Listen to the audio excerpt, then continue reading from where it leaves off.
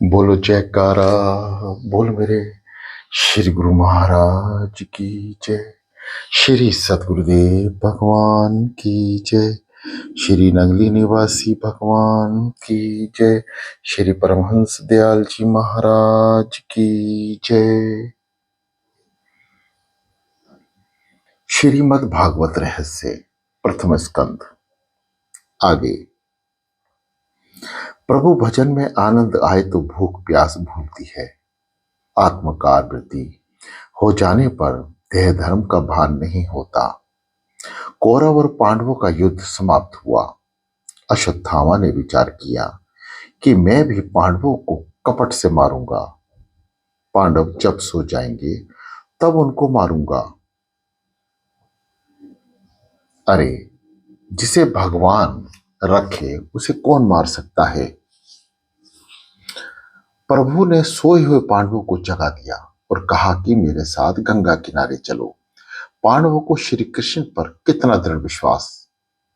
द्वारकानाथ जो कहते थे वे करते थे। वे कोई प्रश्न भी नहीं करते थे। पांडवों को प्रभु में पूर्ण विश्वास था। पांडव स्वतंत्र नहीं थे मगर प्रभु के अधीन थे। आजकल स्वतंत्रता का अलग अर्थ करते हैं।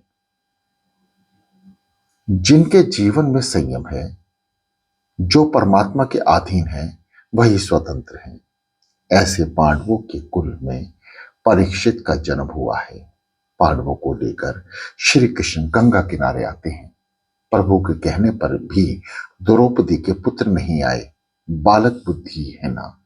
वे बोले कि आपको तो नींद नहीं आती, हमको तो नींद आती है। आपको जाना हो तो जाओ। परिणाम यह हुआ कि अश्वत्थामा ने द्रौपदी के 5 पुत्रों को मार दिया। दुख में समझदारी आती है। प्रभु प्रभु में से एकाध दुख मांगो कि जिससे अकल ठिकाने रह सके। जो सब प्रकार से सुखी हो जाता है वे दीन बनकर प्रभु के सामने नमन करता है। आज कृष्ण निष्ठुर बने हैं। द्रौपदी के आंसुओं को देखते भी नहीं। आज द्रौपदी रो रही है परंतु द्वारकानाथ को दया नहीं आती। नहीं तो द्रौपदी का रुदन श्री कृष्ण को सहन नहीं होता था। पहले तो जब जब जरूरत पड़ी तब तब द्रौपदी के आंसू पोंछने दौड़े चले आते थे। यह जीव सब प्रकार से सुखी हो गया के योग्य नहीं। एक दुख मनुष्य के हृदय में होना ही चाहिए कि जिस दुख से विश्वास हो कि भगवान के सिवा मेरा कोई नहीं है। हर एक महापुरुष पर दुख आए हैं परंतु परमात्मा ने सोचा कि पांडवों को पृथ्वी का राज मिला है, संपत्ति नहीं, और संपत्ति भी भरपूर है। सब प्रकार से पांडव सुखी हुए तो ठीक नहीं। पांडव को भी इस अति सुख में शायद अभिमान हो जाएगा तो उतना पतन होगा।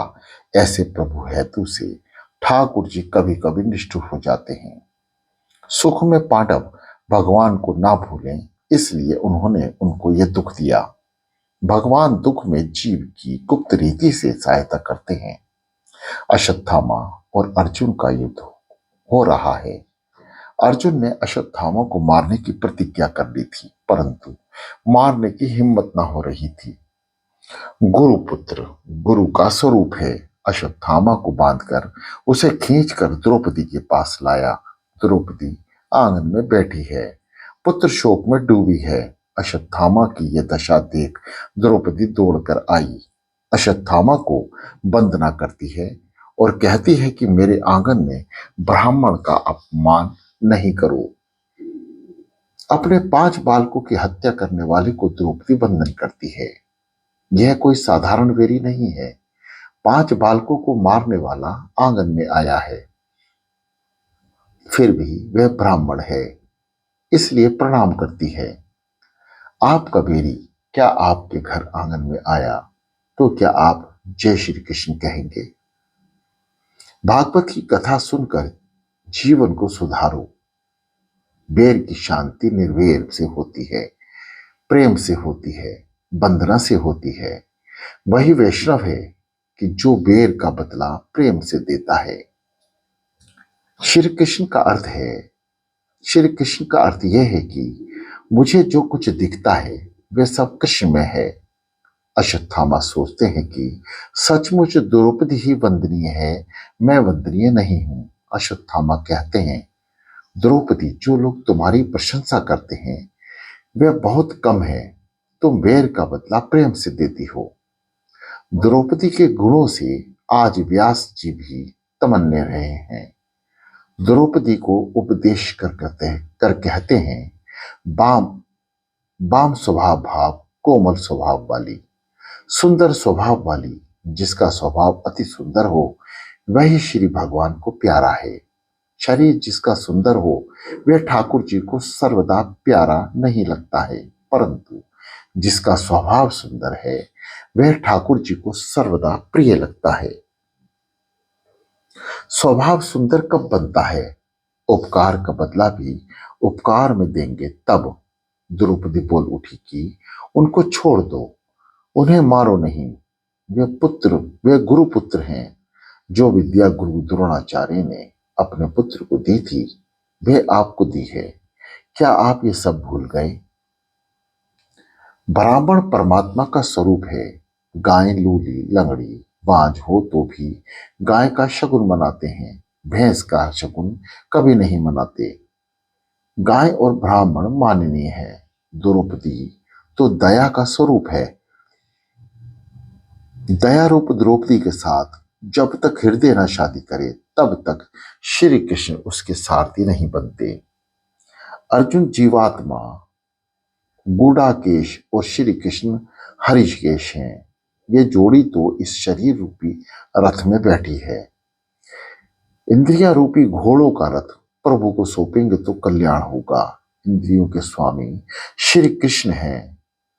हरिषिकेश युधिष्ठिर यही धार में है। भीम वही बल है, सहदेव नकुल यही बुद्धि और ज्ञान है। इन चार गुणों वाला जीव वह अर्जुन है। यह गुण कब शोभायमान होता है कि जब द्रौपदी दया उनकी पत्नी बनती है। जीव दया द्रौपदी के साथ विवाह करता है, तभी द्रौपदी कब कैसे मिले? जब धर्म को बड़ा माने तभी। परमात्मा सारथी भी तब बनता है और उसी का होता है कि जो धर्म को बड़ा मानता है। आज तो लोग धर्म को बड़ा नहीं मानते हैं, धन को बड़ा मानते हैं। इसी कारण संयम और सदाचार जीवन से निकल गए। मानव जीवन में धन मुख्य नहीं, धर्म मुख्य है। धन धर्म की मर्यादा में रह कर भी प्राप्त करना चाहिए। आपको कोई कार्य करना हो तो पहले धर्म से पूछो कि वह कर्म करने से मुझे पाप तो नहीं लगेगा। आप अर्जुन जैसा जीवन गुजारोगे तो भगवान आपका सारथी बनेगा। द्रौपदी ने अश्वत्थामा को बचाया और अर्जुन को कहा, उसको मार भी दोगे तो भी मेरे 5 पुत्रों में से एक भी वापस नहीं आएगा। परंतु अश्वत्थामा को मारने से उनकी माता गोमती को अति दुख होगा। मैं अभी साधवा हूं। अश्वत्थामा की मां विधवा है। वह पति की मृत्यु के बाद पुत्र के आश्वासन पर जीती है। वह जब रोएगी तो मैं नहीं देख सकूंगी। किसी का आशीर्वाद नहीं ले तो कुछ नहीं, मगर किसी की ठंडी सांस नहीं लेना। कोई ठंडी सांस दे ऐसा कोई कर्म नहीं करना। जगत में दूसरों को रुलाना नहीं, आप रो पड़ना। रोने से पाप जलता है। रोने से एक दिन परमात्मा सुनता है, कृपा करता है। रोने से सुखी हुआ जा सकता है। भीम अर्जुन से कहते हैं, ऐसे बाल हत्यारे पर भी दया होती है क्या? तुम्हारी प्रतिज्ञा कहाँ गई? द्रौपदी बार बार कहती है, मारना नहीं। अब अर्जुन सोच में पड़ गए। श्री कृष्ण ने आज्ञा दी कि द्रौपदी जो कह रही है बराबर है। द्रौपदी के दिल में दया है। भीमसेन भी कहते हैं कि मनुस्मृति में कहा है, आतताई को मारने में पाप नहीं। धर्म प्रमाण से भी आतताई को अश्वत्थामा को मारने में पाप नहीं। श्री कृष्ण की भी मनुस्मृति में मान्य रखकर उत्तर देते हैं कि ब्राह्मण का अपमान यह भी उसकी मृत्यु के बराबर है, अतः अश्वत्थामा को मारने की जरूरत नहीं है, उसका अपमान करके निकाल दो। अश्वत्थामा का मस्तक नहीं काटा, परंतु उसके माथे में जन्म सिद्ध मणि थी, वह निकाल ली। अश्वत्थामा तेजहीन हो गए। अब भीमसेन ने भी सोचा कि अब उसको मारने से क्या बाकी रह गया है। अपमान तो मरण से भी विशेष है। अपमान प्रति क्षण मरने के बराबर है।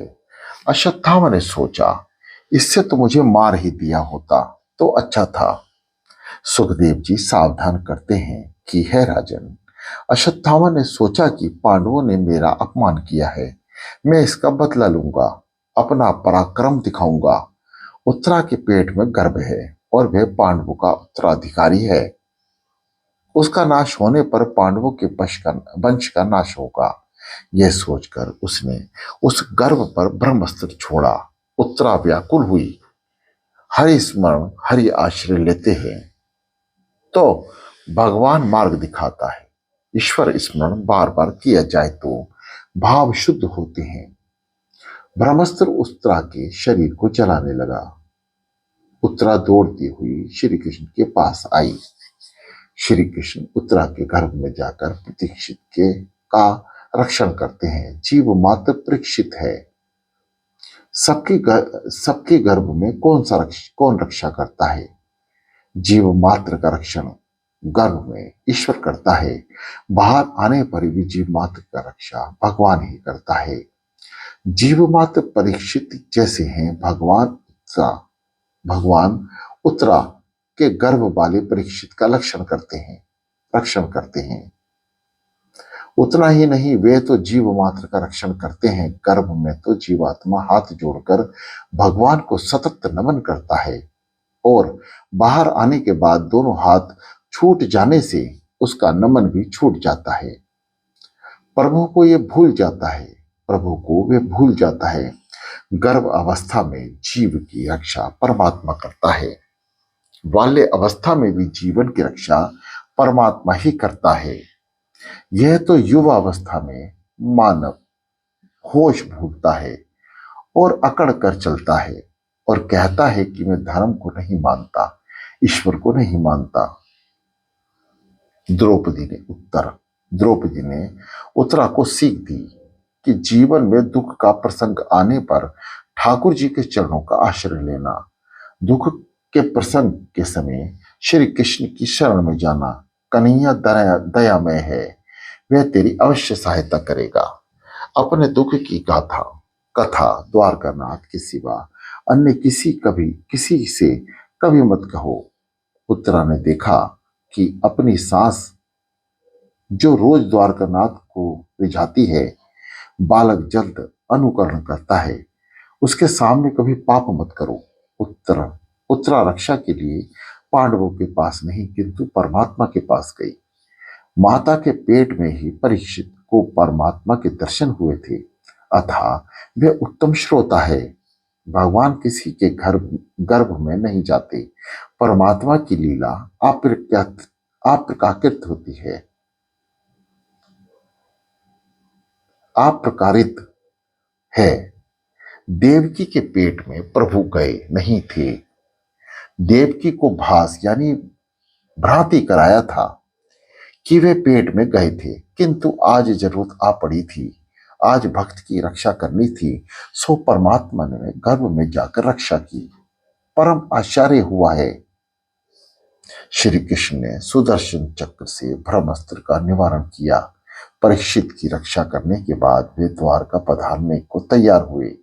कुंती मर्यादा भक्ति है, साधन भक्ति है, यशोदा पुष्टि भक्ति है। यशोदा का सारा व्यवहार भक्ति रूप था। प्रेम लक्षणा भक्ति का व्यवहार और भक्ति में भेद नहीं रहता। वैष्णव की सारी क्रियाएं भक्ति ही बन जाती है। प्रथम मर्यादा भक्ति आती है, उसके बाद पुष्टि भक्ति। मर्यादा भक्ति साधन है, सो वे आरंभ में आती है। पुष्ट भक्ति साध्य है, वह अंत में आती है। भागवत में नवम स्कंद तक साधन भक्ति का वर्णन है। दशम स्कंद में साधन भक्ति का वर्णन है। साध्य भक्ति प्रभु को बांधती है, पुष्टि भक्ति प्रभु को बांधेगी। इसकी कथा भागवत के अंत में आती है। हर एक व्यवहार को भक्ति रूप बनाए सो पुष्टि भक्ति है। भक्ति मार्ग में भागवत वियोग सहन नहीं होता, भक्ति में भागवन का विरह सहन नहीं होता। वैष्णव वह है जो प्रभु के विरह में चलता है। द्वारका नाथ द्वारका जाने को तैयार हुए, कुंती का दिल भर आया। उनकी अभिलाषा है कि 24 घंटे में श्री कृष्ण को निहारा करूं। मेरे श्री कृष्ण मुझसे कहीं दूर न जाएं। जिस मार्ग से भगवान का रथ जाने वाला था वहीं कुंती आई और हाथ जोड़कर रास्ते में खड़ी हो गई। प्रभु ने दारुक सारथी से रथ रुकवाकर और कुंती से कहा कि पुपी जी, आप मार्ग में क्यों खड़ी हैं? वे रथ से नीचे उतरे। कुंती जी ने वंदना किया। बंधन से प्रभु बंधन में आते हैं। बंधन के समय अपने सारे पापों को याद करो, हृदय दीन और नम्र हो होगा। सूत जी वर्णन करते हैं, नियम तो ऐसा है कि रोज भगवान कुंती जी को वंदन करते हैं, किंतु आज कुंती भगवान को वंदन कर रही है। भगवान ने कहा कि आप क्या कर रही हैं? मैं तो तुम्हारा भतीजा हूं, तुम मुझे प्रणाम करो, ये शोभास्पद नहीं है। कुंती कहती है कि मैं आज तक आपको अपना भतीजा मानती थी, किंतु आज समझ में आया कि आप ईश्वर हैं। योगीजन आपका ही ध्यान करते हैं, आप सबके पिता हैं। कुंती भी भक्ति दायस में मिश्रण भक्ति वात्सल्य भक्ति है। कुंती की भक्ति दास्य मिश्रित वात्सल्य भक्ति है। हनुमान जी की भक्ति दास्य भक्ति है। दास्य भक्ति के आचार्य हनुमान जी हैं। दास्य भाव से हृदय दीन बनता है। अपने स्वामी को देखने की हिम्मत मुझ में नहीं है, मैं तो उनका दास हूं। दास्य भक्ति अधिकारी महात्मा को प्राप्त होती है। दास्य भक्ति में दृष्टि चरणों में स्थिर करनी होती है। बिना भाव के भक्ति सिद्ध नहीं हो सकती। ईश्वर के साथ कुछ भी संबंध जोड़ना चाहिए। मर्यादा भक्ति से दास्य भाव मुख्य है, किंतु वात्सल्य भाव से कृष्ण का सुख निहारती है। मेरे भाई का पुत्र, यही वात्सल्य भाव हुआ। मेरे भगवान हैं, वह भी दास्य भाव है कि चरण दर्शन से तृप्ति नहीं हुई सो मुख फेर रही है। कुंती भगवान की स्तुति करती है। नामहा पंकज नामहा पंकज मालिने नामहा पंकज नेत्राय नमस्तते पंकजाध्राय। जिनकी नाभि से ब्रह्म का जन्म स्थान कमल प्रकट हुआ, जिन्होंने कमलों की माला धारण की है, जिनके नेत्र कमल के समान विशाल और कोमल हैं और जिनके चरणों में कमल चिन्ह हैं, ऐसे हैं श्री कृष्ण। आपको बार बार वंदन। भगवान की स्तुति रोज 3 बार करो, सुबह में, दोपहर में, रात में, सोने से पहले। इसके अलावा सुख दुख और अंत काल में भी स्तुति करो। अर्जुन दुख में स्तुति करता था, किंतु सुख में स्तुति नहीं करती है। कुंती सुख में स्तुति नहीं करती और भीष्म अंत काल में स्तुति करते हैं। सुखावसने दुखावासने देहवासने स्तुति करो। कुंती कहती है, प्रभु ने हमें सुखी किया है, हमें कैसे कैसे कष्टों से उबारा है। भगवान के उपकारों का वे स्मरण कर रही है। वे भगवान के उपकारों को भूली नहीं है। मैं विधवा हुई तब मेरी संतान नन्ही सी थी, उस समय भी आपने ही मेरी रक्षा की थी। सामान्य मनुष्य अति सुख में भगवान को भूल जाता है। जीव मात्र पर भगवान अनेक उपकार करते हैं, किंतु यह सब भूल जाते हैं। परमात्मा के उपकार भूलने नहीं चाहिए।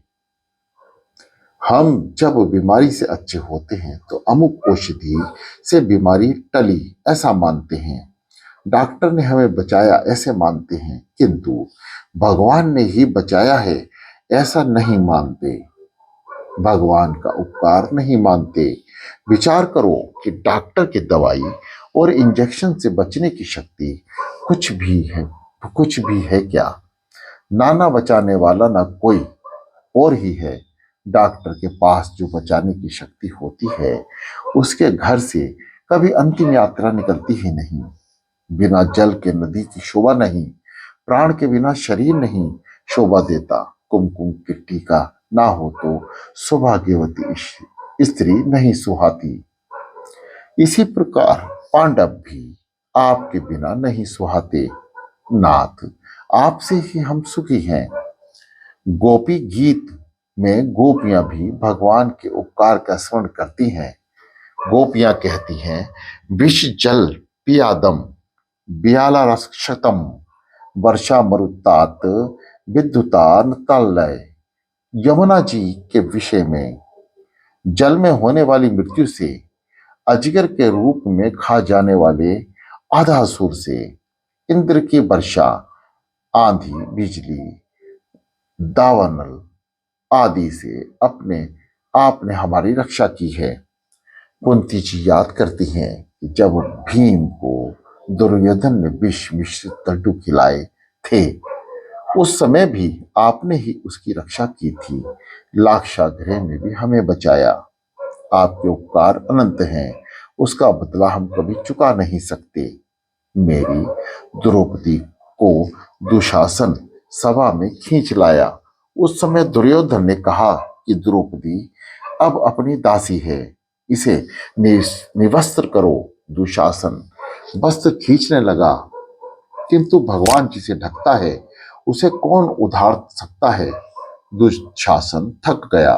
लोग भी आचार्य में डूब गए। सब सोचने लगे, नारी बीच नारी है कि नारी बीच सारी है, सारी की ही नारी है कि नारी की ही सारी है। जीव ईश्वर को कुछ भी नहीं दे सकता। जगत का सब कुछ ईश्वर का ही है। भगवान कहते हैं कि मेरा है, भाई मुझ में देने में क्या बड़ी बात हुई। रोज 3 बार भगवान की प्रार्थना करो, हे नाथ मैं आपका हूं, मुझ पर आपके अनंत उपकार हैं। कुंती कहती है कि आपके उपकार का बदला मैं किस तरह चुकाऊंगी। मैं आपको बार बार वंदन करती हूँ। नाथ, हमारा त्याग ना करो। आप द्वारका जा रहे हैं, किंतु एक वरदान मांगने की मेरी इच्छा है। वरदान देकर आप चाहे चले जाइए। कुंती साबर कभी दुनिया में आज तक किसी ने नहीं मांगा और मांगना भी नहीं। विपदा संतु नहा शाश्वत त्राहे तत्र जगदगुरु भावतो दर्शन यतस्याद पुनः भर्व दर्शनम। हे सदगुरु, हमारे जीवन में विलक्षण विपदा आती रहे, क्योंकि विपदावस्था में ही निश्चित रूप से आपके दर्शन होते रहते हैं और आपके होने पर जन्म मृत्यु के फेरे टल जाते हैं। दुख में ही जीव मनुष्य को संन्यापन आता है। दुख में ही प्रभु के पास जाने को मन होता है। विपत्ति में ही उसका स्मरण होता है। सो विपत्ति ही सच्ची संपत्ति है। मनुष्य में प्रभु के बिना चैन आता है। मनुष्य में प्रभु के बिना चैन आता है, क्योंकि वे भक्ति रस को समझा ही नहीं। कुंती मांगती है कि बड़ी भारी विपत्तियां आती रहें, ऐसा वरदान दीजिए। श्री कृष्ण कहते हैं कि ये क्या मांगती हो तुम? आपकी बुद्धि चकरा गई है क्या? आज तक दुखी के कई प्रसंग आए हैं, सब सुख की ही सब बारी आई है। अब दुख होने की इच्छा है। हर प्रकार का अभिमान छोड़कर जो दीन बनता है, वह भगवान को प्यारा लगता है। कुंती दीन बनी है। नाथ, मैं जो मांग रही हूं वही ठीक है। दुख ही मेरा गुरु है।